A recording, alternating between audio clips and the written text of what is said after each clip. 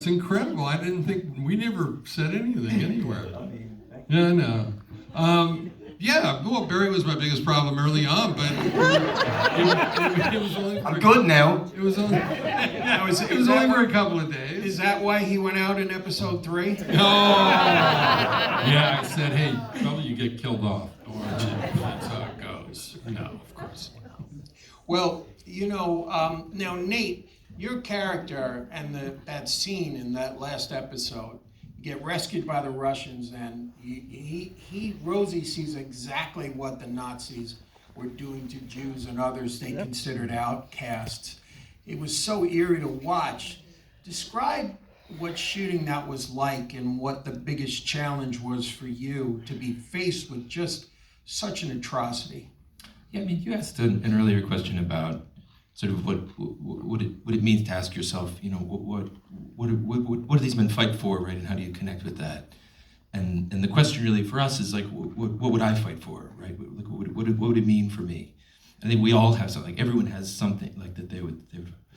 And you know, in preparing for this, you know, it involved kind of two things, because it was a connection to this story, that this part of Jewish history, which, you know, I have a personal connection to. And then the experience of shooting it is one of just processing, right? So like what brings him in there?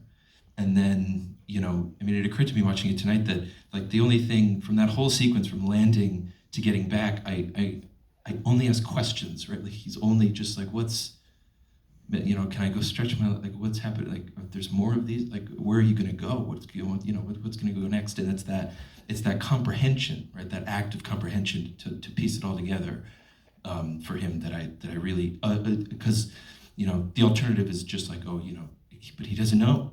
He doesn't know what he was in for.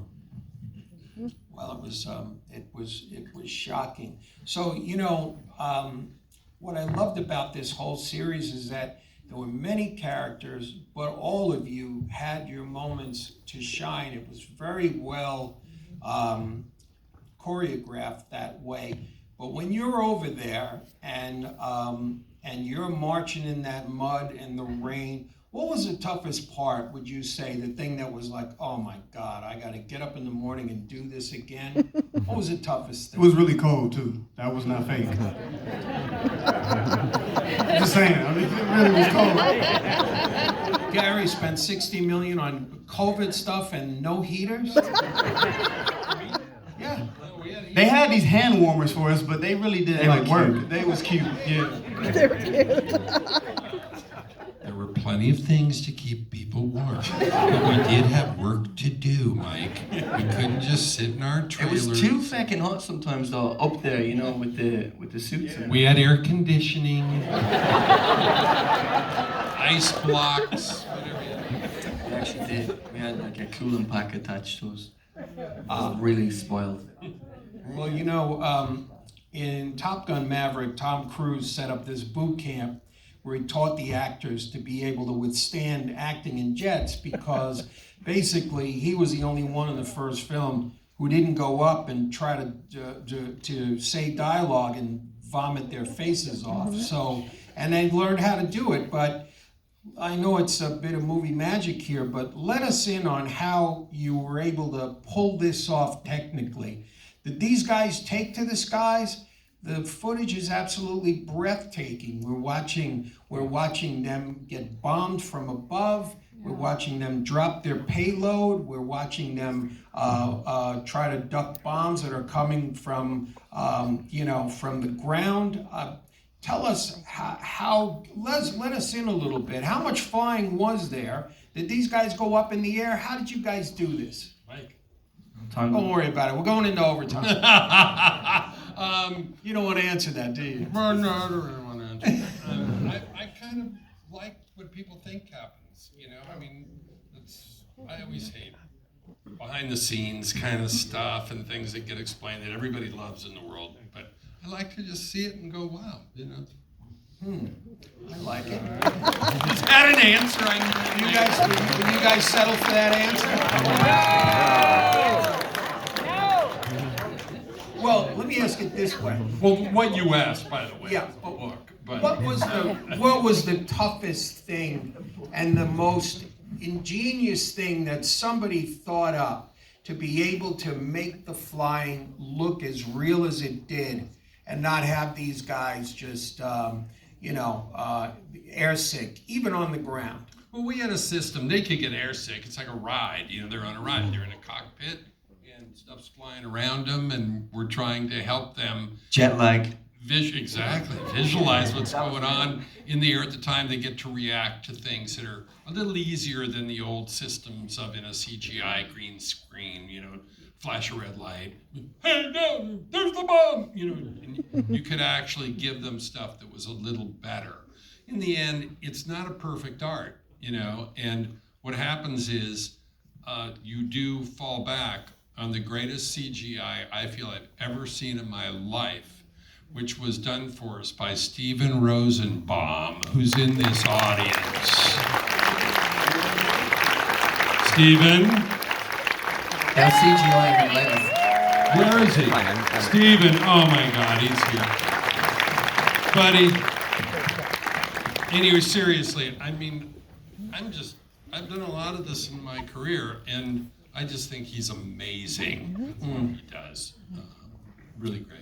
But unfortunately, now we have this image of we were having a group shot while you were on the set, we'd have these guys all covered in ping pong balls, wouldn't we? Yeah. It's great. No, this was, I'm kidding. This was absolutely brilliant. So now, Gary, how long did you put into this? Is it 3 years? Is that fair? 3 years, sure. 3 years, sure. Wow. We shot for 10 months, guys, right? Well, when you start developing something. So a movie like Greyhound, which you also made, and which was a big hit on Apple TV Plus, how long did that take to make? Well, that's more in the 3-month range of shooting, right? You still spend 6 months posting it. The interesting thing about Greyhound is that there is not one drop of real water in a movie that's entirely on the North Atlantic. So it just shows you these. Steven Rosenbaum, what do you do without that guy?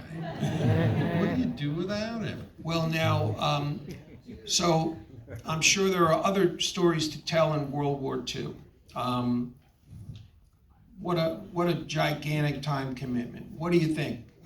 You and Tom and Steven go back to the well one more time and tell a different aspect? Because we certainly don't get tired of watching them.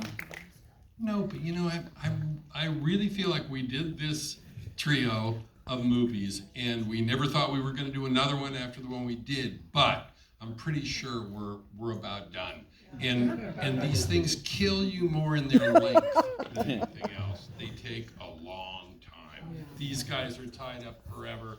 You're really just working on all cylinders for a very long period of time. You get a great sequence that you're just loving it, just killing you, and then you've got 8 hours and 49 minutes more of a movie. It's just, it never seems to end. You're chipping away at the biggest rock you could ever imagine. Am I whining? No. No, you're not.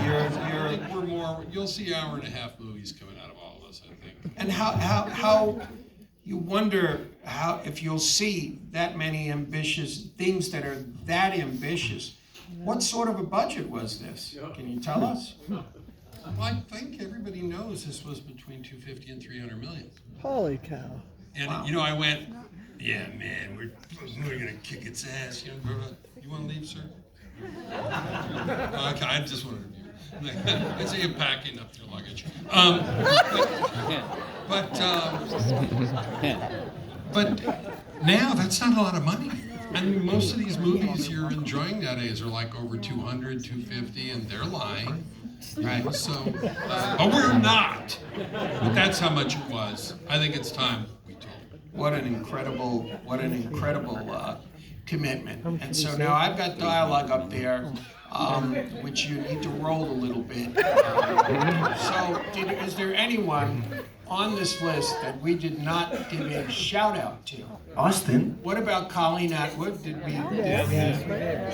Okay. Got everybody on this thing. Mark, Did we? Yes. Mike Winkler, we got him. Blake Neely? We did. Jack Whitaker? Oh, no. Stephen Rosenbaum? We did. Billy Rich? Billy Rich. Billy, stand up.